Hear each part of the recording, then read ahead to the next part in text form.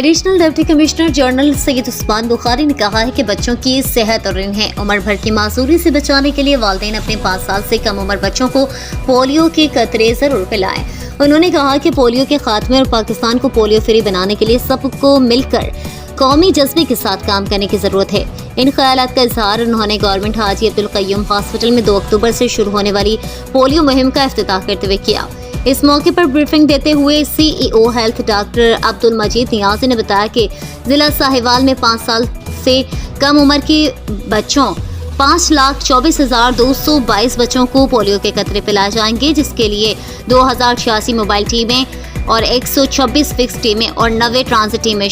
तश्कील दी गई हैं, जबकि 377 एरिया इंचार्ज और 89 यूनियन काउंसिल मैनेजमेंट ऑफिसर्स भी तैनात किए गए हैं। सैयद उस्मान बुखारी ने तमाम टीमों को मुतहर्रिक रहने की हिदायत की ताकि 5 साल से कम उम्र का कोई बच्चा पोलियो के खतरों से महरूम न रहे। उन्होंने बस अड्डों और टोल पॉइंट्स पर खुसूसी टीमों की तैनाती की भी हिदायत की ताकि सफ़र करने वाले बच्चों को भी पोलियो के कतरे पिलाए जाएं।